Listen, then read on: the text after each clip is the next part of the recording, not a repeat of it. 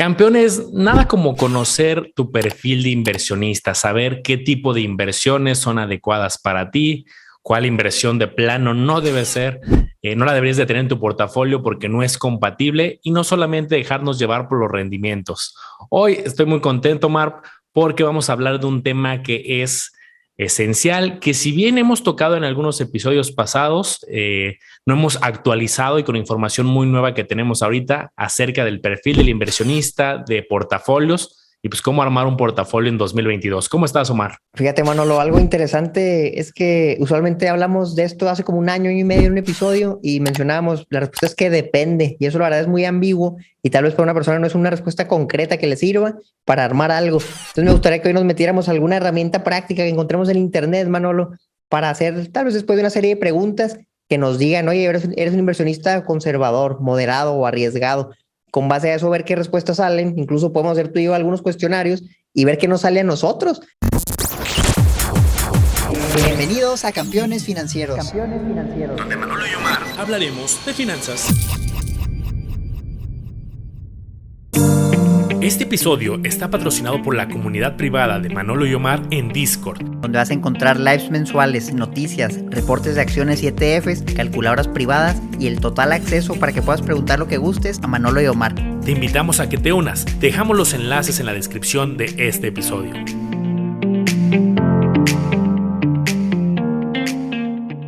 Yo, por ejemplo, digo, yo soy inversionista arriesgado, pero a ver si es cierto, ¿verdad? Tal vez y ni siquiera lo sé después del cuestionario.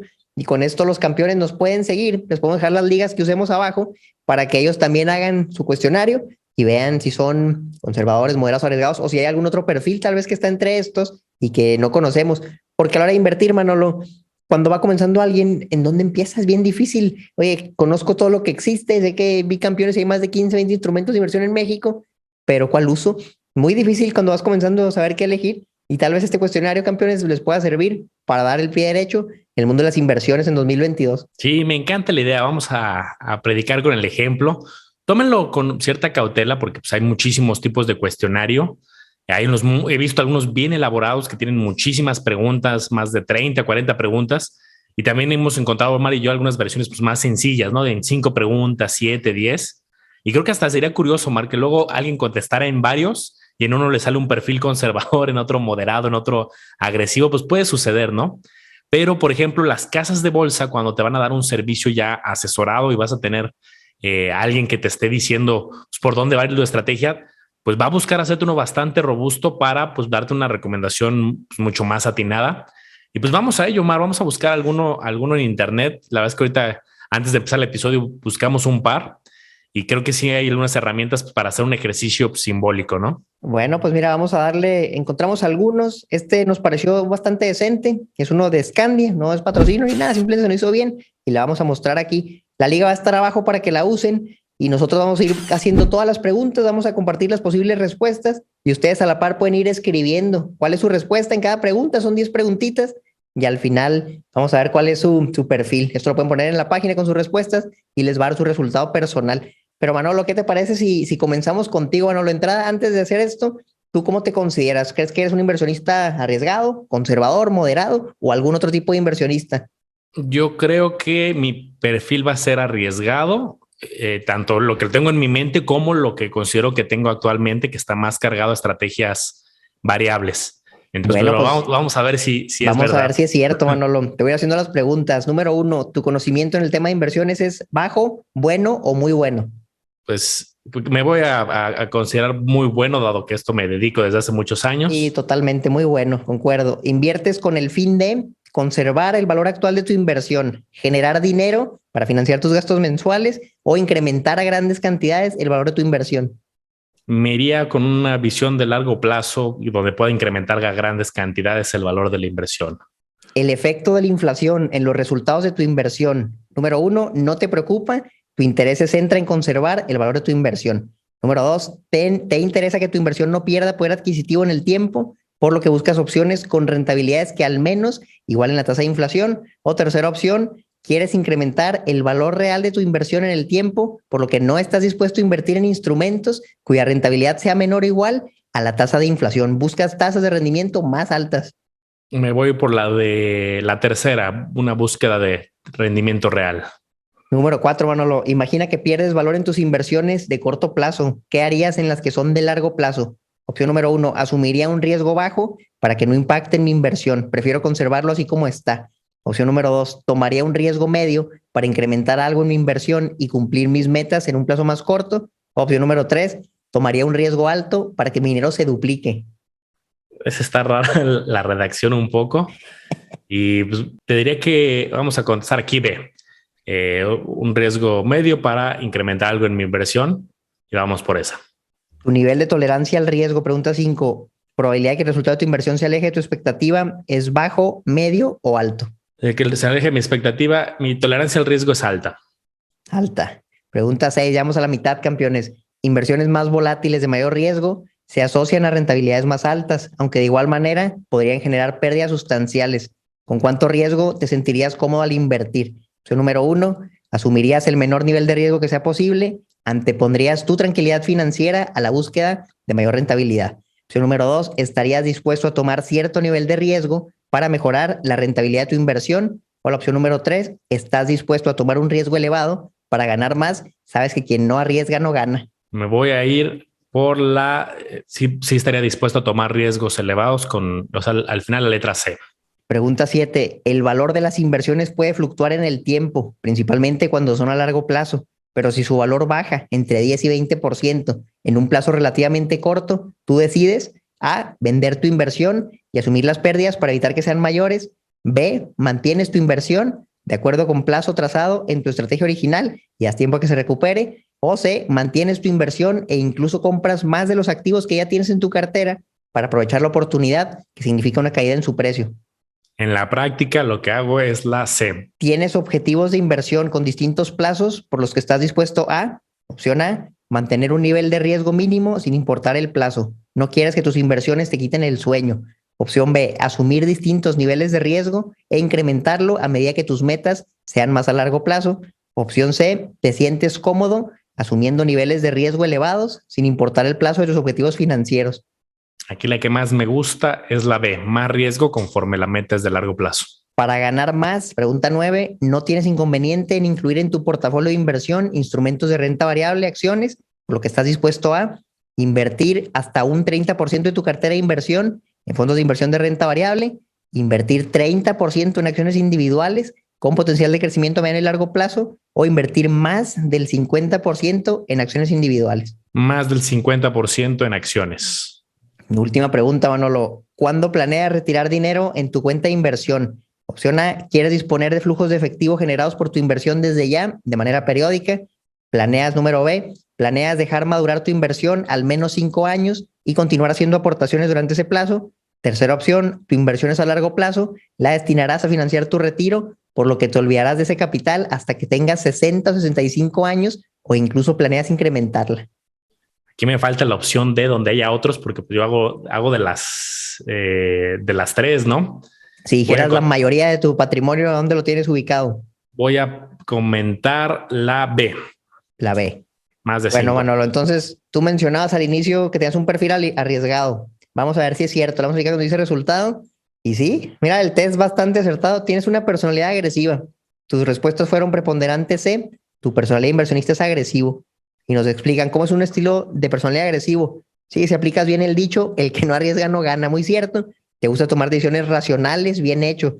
Sabes mucho del mundo de las inversiones, decides por las mejores opciones que existen en el mercado y analiza los beneficios que te brindan los productos financieros. Yo creo que muy a la par, bueno, la verdad hace bastante sentido tus respuestas con lo que veo que haces y el test salió positivo. ¿Cómo lo ves tú? Lo que me gusta del test, pues son sencillos, ¿no? Y les digo, pues lo encontramos, hicieron ahí bien la tarea, pero pues ahí encontramos uno de Sura, encontramos de muchas marcas y creo que la única desventaja de los test es que no hay esa interacción para dar más información, ¿no? Por ejemplo, a mí en la última me hubiera dicho, oye, pues yo tengo metas de muchos estilos y tú ya la complementaste muy bien, ¿no? Oye, pues ¿dónde hay más lana tuya? Y eso me parece muy acertado. Por lo que creo que para tener alguien que te vaya a dar una asesoría es que hacer un test, pero aparte tener una entrevista con un asesor en el caso de que te vayan a brindar asesoría, pero al final pues son buenos ejercicios para un autoconocimiento y ver si estás alineado con lo que uno cree, ¿no? Pero bien, No sé, Omar, ¿tú quieres hacer este mismo, comentarlo? ¿Por dónde crees que nos vamos? Mira, yo creo que a lo mejor lo voy a hacer brevemente para no repetir todo otra vez. Muy brevemente lo voy a contestar. Conocimiento en tema de inversiones, yo creo que es muy bueno. Ya tengo varios años haciendo esto. Inviertes con el fin de incrementar a grandes cantidades el valor de inversión, el efecto de la inflación en los resultados de la inversión. No te preocupa, tu interés entra en conservar el valor, quieres incrementar el valor real de tu inversión. Sí, buscando rendimientos más altos también. Esto en fase de crecimiento. Imagina que pierdes el valor de tus inversiones de corto plazo. ¿Qué harías con las que son de largo plazo? Yo realmente tomaría más riesgo para que el dinero se duplique. Tu nivel de tolerancia al riesgo yo creo que es alto. Me ha tocado vivir volatilidades altas y creo que lo tolero bien. Inversiones más volátiles, mayor riesgo, rentabilidades más altas. Pérdidas sustanciales. ¿Con cuánto riesgo te sentirías como al invertir? Sí, pues el que no arriesga no gana. Yo concuerdo en eso. El valor de las inversiones pueden fluctuar en el tiempo, principalmente cuando son a largo plazo, pero si su valor baja 10-20% en un plazo relativamente corto, tú decides, mantienes el valor, incluso compras más activos. Sí, me gusta el famoso buy the dip. Bajan, si tengo activos como buenos fundamentales, compro más. Tienes objetivos de inversión con distintos plazos, por lo que estás dispuesto a mantener un nivel de riesgo mínimo, asumir distintos niveles, sabías que tú entras en más largo plazo, te sientes cómodo subiendo niveles de riesgo elevado sin importar el plazo. No, pues esa sí yo creo que está muy pasada, a lo mejor la intermedia. Subir niveles de riesgo dependiendo de los plazos, tampoco no es ir a lo loco.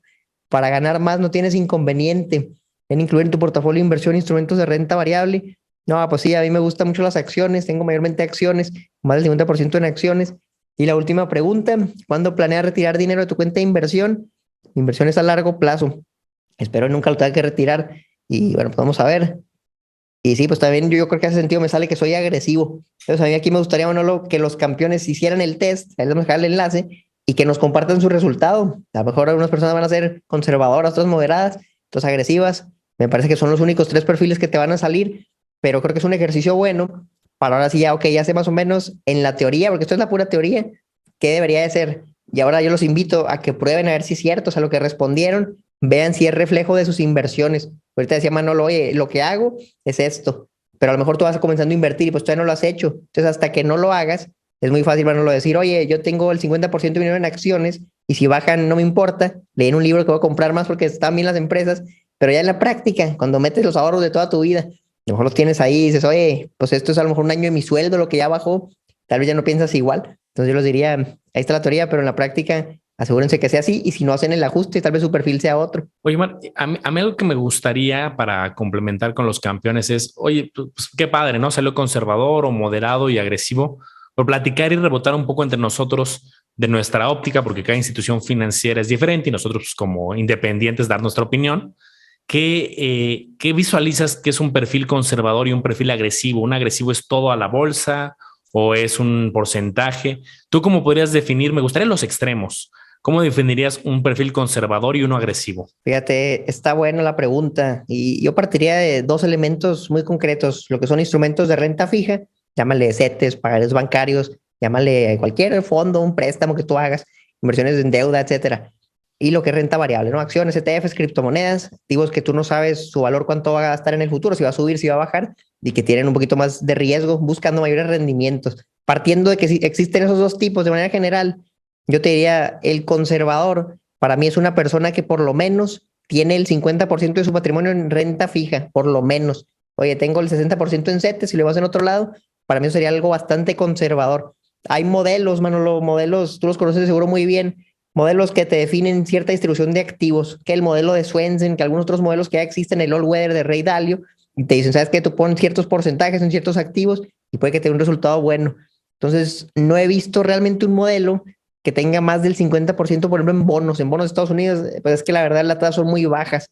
Entonces, yo creo que ya si te vamos para allá, pues ya tal vez porque ya te retiraste y vives o de tu renta, de tus inversiones y ves mucha volatilidad en la bolsa, más del 50%, para mí sería algo conservador. El otro extremo, ¿sabes que alguien arriesgado? Pues yo te diría de perdida un 70% de tu inversión en renta variable, 70-60%, la gran mayoría cargado ahí en bolsa, llámese, incluso incluiría ETFs, bueno, los ETFs, acciones, criptomonedas en general, renta variable, porque ahí sí la volatilidad es intensa, aunque tengas ETFs, digo, la bolsa, por ejemplo, estos últimos meses castiga a todos parejo, nada más depende de qué ETFs tengas, pero también pueden bajar bastante. Me gusta esa mezcla. Y alguien intermedio, pues a lo mejor un 60-40 tal vez, 60% renta variable, 40% renta fija, o hasta a lo mejor depende, mira, pero yo creo que los extremos son esos dos, Manolo. ¿Cómo la ves tú? Buenísimo. Yo creo que de entrada lo describiste muy bien. No es como casarte 100% con una estrategia. Oye, soy conservador, entonces 100% CETES. O soy agresivo, 100% bolsa. Creo que hablar de porcentajes es algo que se usa mucho en la industria. He visto algunos gestores, administradores de portafolios que, por ejemplo, en un perfil, veo mucho que usan el número de 60%. ¿Y a qué me refiero? Por ejemplo, uno que sea agresivo, pues tiene al menos un 60% en estrategias a lo mejor de renta variable. O uno que esté más cargado a conservador, pues al menos un 60% más cargado a algo, pues como deuda, los mismos CETES gubernamentales. Pero no hay una definición, por lo que he visto, perfecta, ¿no? El número 60 puede ser en algunos casos 70, en otros 80. Por ejemplo, he visto algunos casos, hoy es conservador, pues 80% estrategias muy conservadoras de corto plazo o gubernamentales o deuda y solamente un 20% en portafolios de acciones o alguna otra estrategia más de largo plazo. Entonces, creo que cada administrador define y depende mucho el instrumento. Por ejemplo, si nos metemos a los famosos fondos de inversión, que ya hemos hablado y dicho de sus ventajas y desventajas, voy a poner tanto mi pantalla y aquí pues nada más por poner alguna de manera aleatoria, agarré unos de Banamex y pues nos ponen esta tablita que me llamaba la atención, que te dicen, a ver, tenemos muchos fondos. ¿Quieres fondos conservadores? Pues, ¿cuáles son? Deuda mexicana es el que ellos consideran más de los más conservadores. Deuda global también lo ponen como una categoría de muy bajito riesgo y rendimiento también modesto. Multiactivos. Oye, vamos a tener cosas diversificadas, no está cargado a una sola clase de activo. Y pero también lo ponen, por ejemplo, aquí que está pues un poco de los de bajo riesgo. Y así nos vamos moviendo acciones mexicanas, acciones globales e inversiones alternativas. Si tú te vas a fondos, pues a lo mejor sí encuentras como los casos extremos, un fondo solamente que solamente trae deuda o un fondo que solamente trae acciones. Pero también encontramos en el camino algunos fondos híbridos y se ponen no solamente porcentajes, también muchas veces se ponen rangos. Este fondo va a administrar entre un 20 y un 30% máximo acciones. Entonces yo creo que eso también se vale cuando eres un inversionista que no invierte solamente en fondos, pues ponerte un rango, decir, ok, me considero agresivo y entonces pues voy a tener entre un 60%, un 80% a lo mejor de una estrategia pues más volátil y entre un 20 y un 40, dependiendo ahí el mix, más conservador, por poner un ejemplo. Fíjate, Manolo, quiero mostrarles esta imagen que creo que en algún episodio tal vez la llegamos a compartir, pero es en general la distribución de los rendimientos por tipos de activo. Yo creo que para armar tu portafolio te tienes que poner una meta. Yo lo que hago es definir un rendimiento objetivo. Oye, por ejemplo, si tú me dices, yo quiero ganar 6% anual. Ah, bueno, pues entonces puedes concentrarte en activos que te den alrededor de ese 6%. Tal vez agarras en promedio, oye, vi el histórico de las acciones de Europa, de Japón, que si bien sabemos que son rendimientos históricos y no garantizan el futuro, te pueden servir de referencia. Y a lo mejor es una mezcla entre algo que te da el 7, el 8%, pero también metes algo en renta fija, que es lo amarillo, son los bonos, y te paga el 4, el 5, para que cuando lo promedies, tu rendimiento ande cerca a lo que tú buscas, en promedio, en plazos largos. Pero si tú dices, oye, es que yo con el 2% me siento cómodo, pues a lo mejor te concentras en bonos de Estados Unidos, que a lo mejor pagan muy poco. Todo depende del rendimiento. Una persona que dice, es que para mí menos del 10% es muy poquito, probablemente tengas que ir a la parte de acciones. Por ejemplo, aquí acciones de Estados Unidos, anualizado, esto es a 10 años, 14.6%, pues la verdad no está mal. Entonces, por tipos de activos, los REITs también son las fibras en México, en Estados Unidos son los REITs, bastante rentables y de ahí va bajando.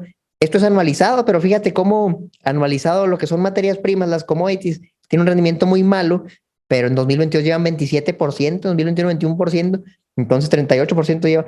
Entonces depende mucho, no depende mucho de las temporalidades donde tú inviertas, pero en promedio aquí puedes sacar alguna idea. Esto, lo malo es que está en dólares en Estados Unidos y en México pues es muy distinto, ¿no? Por ejemplo, un bono pues, tranquilamente te puede dar el 8%, un CETES a un año, y aquí no va a aparecer algo así. Tal vez tendríamos que hacer a lo mejor la versión mexicana, Manolo, de rendimientos por clase de activos, pero en México. Sí, sin duda.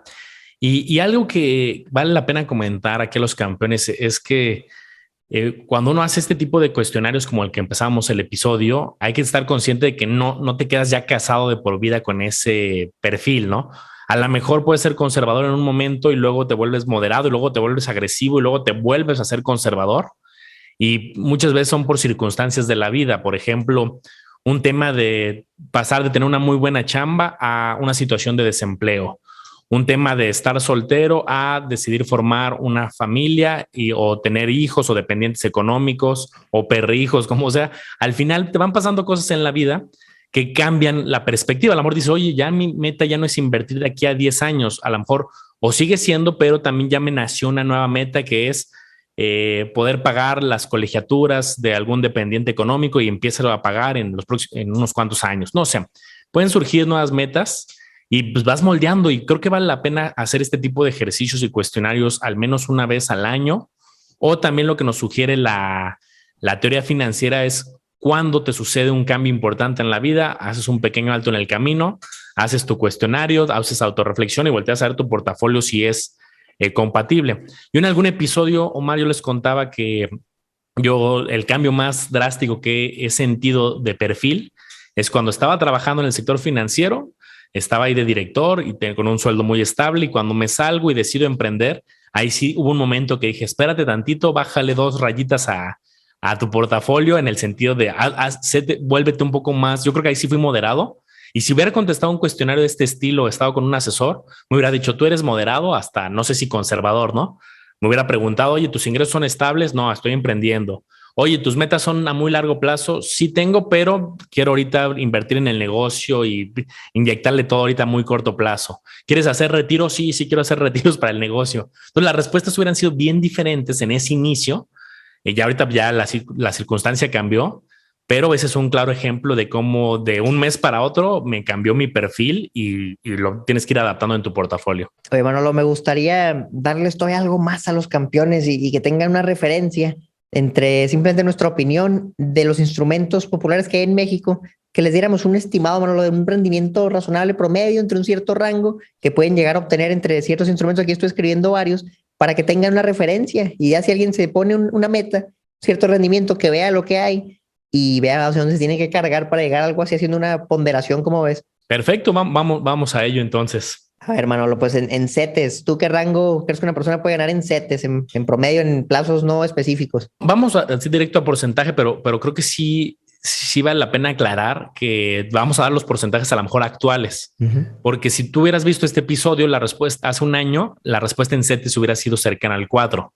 Pero hoy, el día que estamos grabando, está cercano al 8.52 un año. Entonces, esa es la respuesta ahorita. Ahorita los CETES andan entre un 6.5 y un 8.5, dependiendo si es a 1, 3, 6 o 12 meses. Ok, de acuerdo. Por ejemplo, ahora en una SOFIPO, yo les puedo decir, pues también es desde perdida la tasa de CETES. Usualmente vamos a ir entre un 6, y me ha tocado ver ahorita, Manolo, ya está una que paga el 11%, entonces se llama Cubo Financiero. Esa es la que he visto que más paga. Habrá una que otra que tal vez excede y da un poquito más, pero tal vez ya no sean tan con buena posición financiera. Vaya, 6 a 11 SOFIPO, ¿cómo se te hace este rango a ti ahorita en 2022? Sí, creo que es un rango, nada más echarle un ojito a la solvencia de la SOFIPO, porque luego nos han llegado algunas SOFIPOs que traen cosas, como dices, muy atractivas, pero ves que hay también problemas de solvencia, ni caps bajos del 3, 4, y pues yo no me metería algo que, por más de que me dan un 12, me dan un 13, sí, pero trae problemas financieros.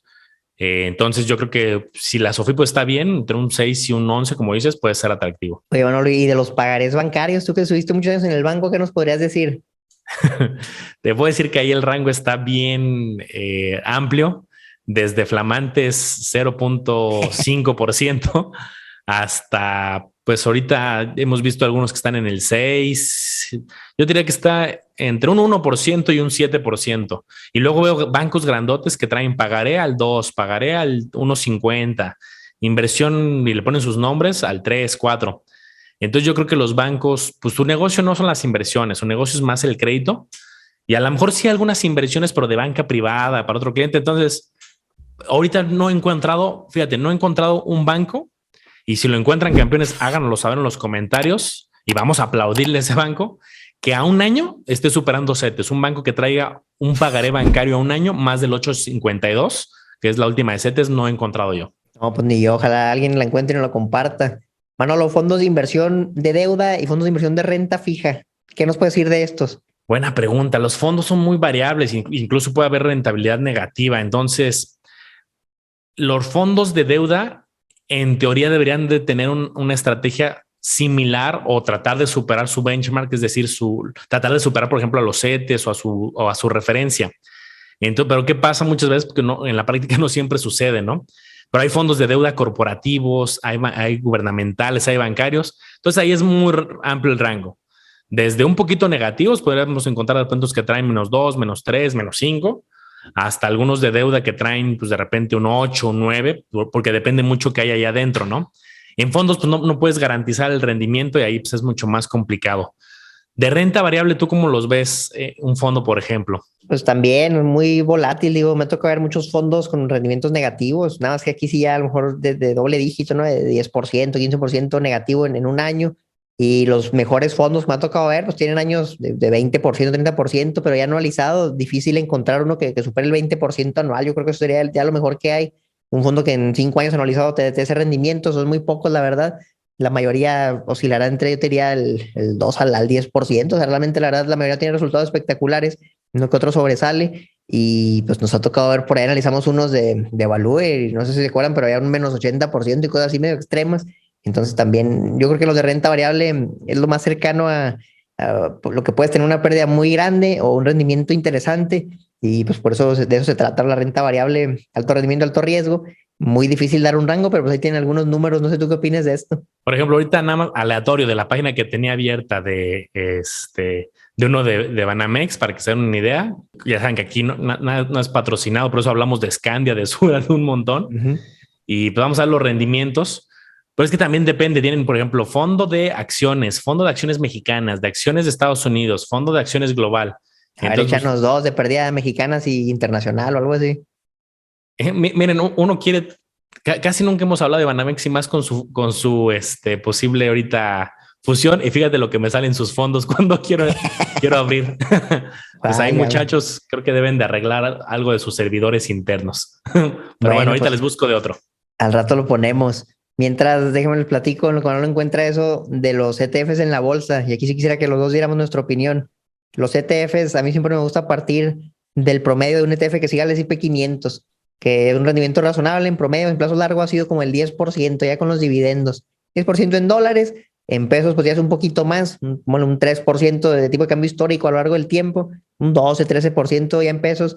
No se me hace descabellado en el histórico. Que si ha habido años de 20, pues sí se ha habido últimamente, pero en el largo plazo no es sustentable. Ojalá sí sea, pero no creo que sea sustentable. En ETFs, pues ya depende, ¿verdad? Si te haces ETFs sectoriales, por ejemplo, ETFs tecnológicos, tal vez muchos años tuvieron rendimientos muy superiores. Hemos analizado muchos ETFs aquí, no ha sido raro ver algunos que han analizado 20%, 25%. Hemos visto hasta unos de semiconductores, Manolo, no me dejarás mentir, 30%. Y hemos visto ETFs, pues a lo mejor de algunos de REITs, por ejemplo, con ETFs de un dígito, de 6, 7, 8%, 9%, o ETFs de deuda también con rendimientos muy bajos. Muy variado. ¿Tú qué opinas de los ETFs? Antes de darte la opinión de ETFs, ya encontré algo que va a ser bueno mostrar. Aquí les estoy mostrando un listado con muchos nombres de fondos y cuáles los acomodé de mayor a menor y cuál es su rentabilidad que traen. Y fíjate, ahorita les voy a dar una conclusión muy reveladora. Me salen muchos nombres, ¿no? Inbursa B3, Inbursa B2, Ibu Plus, BL Canum, GBM 105, o sea, salen muchos obviamente, porque pues, hay muchas operadoras de fondos que tienen sus distintas estrategias. Los que salen mejores son los de renta variable, porque seguramente pues, traen más riesgo y son algunos fondos que les fue bien en el último año. Y el que mejor trae de esta base de la Comisión Nacional Bancaria de Valores es un 30.96, el que le sigue 30.20, 29.87, 24.10 y así sucesivamente. Algo bien curioso es que estoy mostrando una tabla que tiene el rendimiento a un año y al lado viene una columna que dice rendimiento a 3 años. Y los que tienen un rendimiento muy bueno un año, del 30, 29, 28, si me voy al rendimiento anualizado de 3 años, ¿qué pasa, Omar? Pues se cae en 9.67, 10.33, 10.98, 11.62. ¿Qué quiere decir esto? Que a lo mejor el último año fue muy bueno, atípico, pero ya cuando lo pasamos a dame el promedio de los últimos 3 años, es bien complicado que un fondo 3 años seguido tenga un 30, un 29 de forma promedio. Entonces, esto es algo revelador que voy a ignorar de un año. Voy a acomodar de mayor a menor de 3 años y me imagino que no van a salir tan buenos. Y otra cosa importante, obviamente estos son los mejores, pero si me voy miren, aquí ya los acomodé a 3 años, pues mira, si hay algunos que han tenido un rendimiento interesante a 3 años, del 25, del 23, del 22, pero bueno, habrá que ver qué tan sostenible es la estrategia. Ya también para concluir esta parte y pasarme de regreso a la pregunta de Omar, ¿qué pasa si acomodamos de menor? Quiero ver los rendimientos negativos, nada más que tarda un poquito en cargar. Fíjense esta barbaridad. Los que estamos viendo. Value V5 menos 79, Value B6 menos 46. Aquí hay uno de M más, GBMB2, GBMB2 otro, BLK Asia menos 24. Entonces, que sea un fondo diversificado, pues también no está exento de que de repente traigas un menos 20 y tantos. Entonces, simplemente hay que analizar muy bien al gestor y la estrategia. Interesante, Manolo. De los ETFs, antes de pasarnos a la siguiente clase de activos, rendimiento promedio razonable. Diste un ejemplo muy bueno, que si es un ETF muy robusto en cuanto a muchas acciones, ahorita hablas del S&P, que por ejemplo ahorita trae un rendimiento histórico elevado, por ejemplo los últimos 10 años trae cercano a un 15%. Ya si nos vamos a periodos extremadamente largos, como bien lo hacías, de varias décadas, pues va a tender a lo mejor a un 10 más o menos. Pero ahí sí me ha tocado ver de todo, como dices, sectoriales, estratégicos por país. Y de repente, pues, sí hay algunos años que unos traen más 20, más 30, más 40 o también negativo, de repente menos 15, menos 20. Entonces depende si es un ETF muy robusto que tiene muchísimas acciones o es uno sectorial o de estrategias específicas. ¿Qué creo? Que en el largo plazo, hablando de varios años, más de una década, 10 años o 15 o 20 bajo una evaluación y es de renta variable el ETF, pues va a tener un promedio. Y yo he analizado muchos que en el promedio a largo plazo pues traen 8, 10, 12, 14 y se mueven por ese rango en el largo plazo y cuando son bien diversificados entre un 8 y un 14. Hablando de ETFs, obviamente con años muy malos, unos muy buenos y ahí en ese promedio yo diría que ese rango es lo que he encontrado. Un rango muy sano. Oye, quisiera también hablar de las acciones, no nos podemos ir sin hablar de las acciones en la bolsa. Porque aquí está el famoso reto, ¿no? Porque uno compra acciones porque quiere, le dicen batir el mercado, quieren ganarle el mercado, quieren ganarle al S&P 500 en su mayoría, que es ganar más de qué, pues más de ese 10, 12% que ha quedado históricamente. Tal vez el inversionista que va a acciones quiere un 15%. El rendimiento histórico de Warren Buffett anda como por un 20% anualizado, de los pocos fondos grandes que públicamente con registros auditados lo ha logrado, sobre todo por plazos tan largos. Porque está, por ejemplo, Peter Lynch, pero Peter Lynch me parece que era un plazo más corto, de tal vez unos 20 años y mucho. Y pues Warren Buffett, olvídate, tiene décadas invirtiendo. Entonces, en acciones, yo les diría un buen inversionista en acciones no se me hace mal un 15% anual. Digo, es un rendimiento muy bueno. Y los espectaculares pues le tirarán a un 20%, pero también va a estar el otro lado de la moneda, los que logran menos del S&P 500, ¿no? Los que logran o rendimientos negativos o quedan tablas o un 6, 8%. Eso es un rango, digo, ahí puedes perder todo. Si le pones dinero a una mala acción, pues puedes perder todo. Y también es poco probable que agarres una que se multiplique por 10 veces en los siguientes 5 años, pero también existen. Entonces es alto riesgo, pero fíjate, lo padre de esto, Manuel, es que solo puedes perder lo que tú inviertas. Sin embargo, tú puedes ganar infinito. Si es posible, ya ha habido, te puedes decir, por ejemplo, ve la acción de Tesla, cuánto ha subido en los últimos 2 años. Ha subido una locura y tú pudiste solo haber perdido lo que invertiste. Es lo que me gusta de la renta variable en general, de acciones ETFs, que tienes el riesgo limitado porque solo pierdes tu inversión, pero puedes ganar mucho dinero si le pegas a buenas empresas. Sí, justo lo describes bastante bien, Omar. Depende mucho de la estrategia de aquí de cada quien, del plazo. Y por ejemplo, hay casos de empresas, pues, déjame darte un ejemplo, ¿no? El caso de Apple.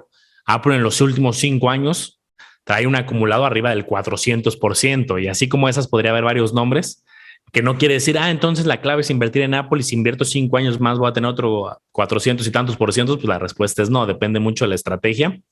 Que déjenme decirles otra cosa, y esto es un dato pues que es bien conocido.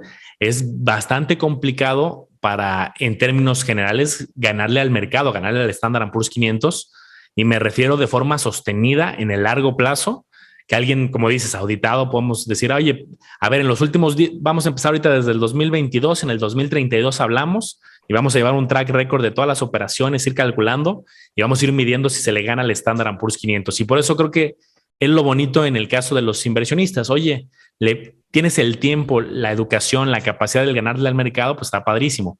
Oye, ¿sabes qué? No tengo el tiempo, no no me quiero empapar tanto en este mundo de inversiones, pues te puedes ir a un índice bien diversificado o a las estrategias de renta fija y pues al final hemos visto consistencia en la historia, ¿no? Bueno, lo quisiera tocar rápidamente lo que son Afores y plan personales para el retiro. De Afores abrí mi Afore del 90 al 94 y el rango, aquí se lo voy a mostrar brevemente para que lo puedan ver, oscila entre un 5 y un 7%. Un rendimiento promedio, digo, depende de la Afore, pero por ahí van a andar. Y de ahí para abajo, del 7 para abajo, porque usualmente mientras más falte para tu retiro, invierten con un poquito más riesgo y el rendimiento puede ser un poquito mayor. De ahí va bajando.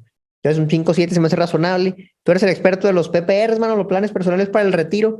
Cuando alguien llega contigo y con tu equipo, te dice, oye, ¿cuánto puedo ganar anualizado? ¿Qué rendimiento es el que tú les dices están estas opciones? De entrada es justo hacer como esta tarea que estamos haciendo, que hicimos aquí al principio, es entender a la persona, ¿no? No es lo mismo alguien que se vaya a retirar en 5 años que alguien que tiene 25 años, ¿no? Y llegó con nosotros, pues ahí es muy diferente, ¿no? El tipo de estrategia.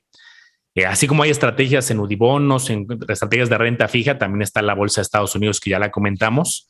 Y ahí lo que la verdad es que es lo que siempre comento, para que valga la pena una de estas estrategias es porque tienes beneficios fiscales. Luego me han llegado a personas que me dicen, es que yo no tengo chamba, no voy a deducir impuestos, no es mi foco la parte de la estrategia fiscal. Le digo, pues es más interesante a lo mejor que busques directamente en GBM o en otra estrategia, ¿no? No siempre se vale como asesor también decir, ¿sabes qué? No soy la persona indicada para ti, pero alguien que tiene chamba en el trabajo formal, paga impuestos o tiene un emprendimiento y paga impuestos y tiene una tasa elevada de impuestos, un 20, 25, 30, hasta 35%, ahí es donde está la chulada de este tipo de instrumentos. Ahí en el beneficio fiscal, incluso hasta más que las inversiones. Oye, que la inversión te paga lo mismo que CETES, vamos a poner un ejemplo, el mismo 8. Sí, pero lo metes deducible y ahí te regresan impuestos. Si traes una tasa alta del 30, 35, ahí es donde está el atractivo. Y por eso creo que vale la pena, pero solamente bajo ese escenario si vas a deducir impuestos. Pues ahí lo tienen, campeones. Si les gustó los que le platicaba Manolo, ahí está el enlace abajo. Si quieren contactar a él y a su equipo, ahí está para que agenden una sesión gratuita.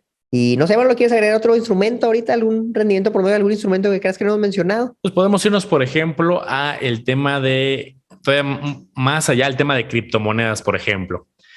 Creo que ahí todavía se vuelve más retador y es muy parecido al caso de las acciones. Oye, pues depende de qué estés comprando. Y también pues, podrías usar ejemplos históricos. Oye, como luego he visto que usan mucho en publicidad los exchange. Si hubieras invertido en Bitcoin hace 10 años, ahorita tendrías un rendimiento del más de 1,000,000, ¿no? % Pero pues creo que aquí también depende mucho, ¿no, Omar? Y creo que hay la alta volatilidad.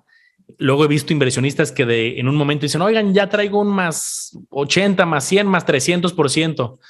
Y la clave es, oye, ¿y te saliste, capturaste esa ganancia o estás haciendo hold?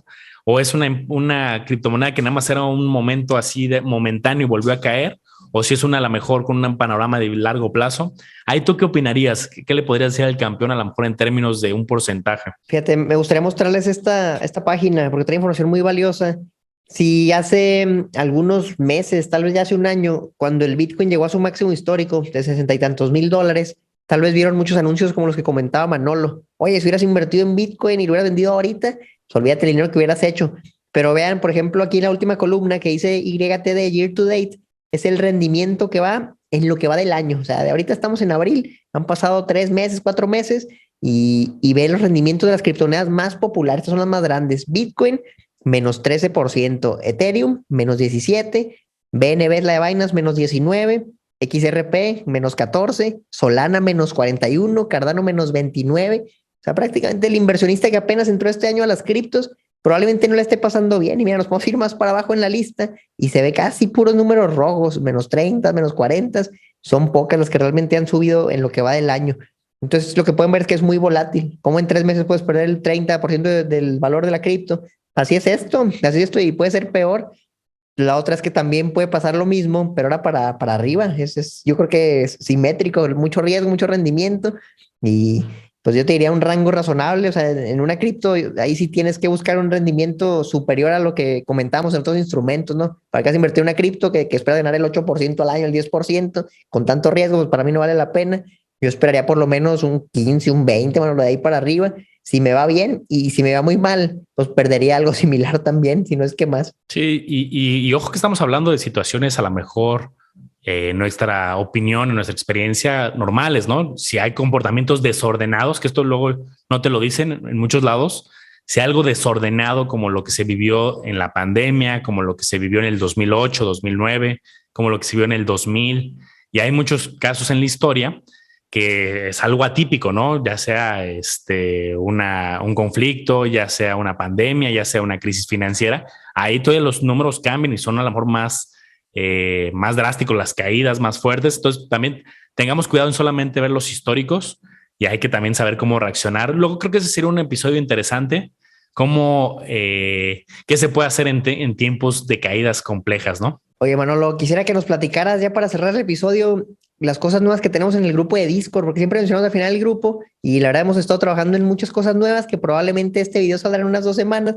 Cuando ustedes lo vean, campeones, probablemente ya tengamos algunas funciones nuevas interesantes. Sé que nos platicaras sobre lo que estamos trabajando. Sí, de entrada los lives se ponen muy buenos. Hemos tenido ahí nuestro live mensual que es durante la primera semana de cada mes.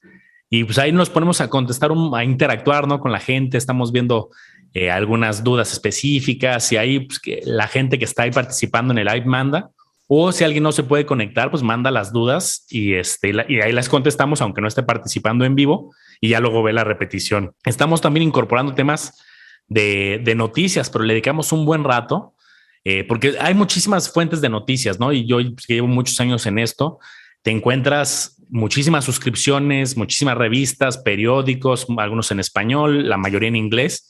Y pues le dedicamos un buen rato a estar viendo las noticias todas las mañanas y luego hacer una síntesis de pocas noticias, pero las más relevantes, las que yo creo que son oye, ¿qué es lo esencial que debería de saber? ¿No? Entonces tenemos también esta parte informativa de noticias que creo que es bastante rica.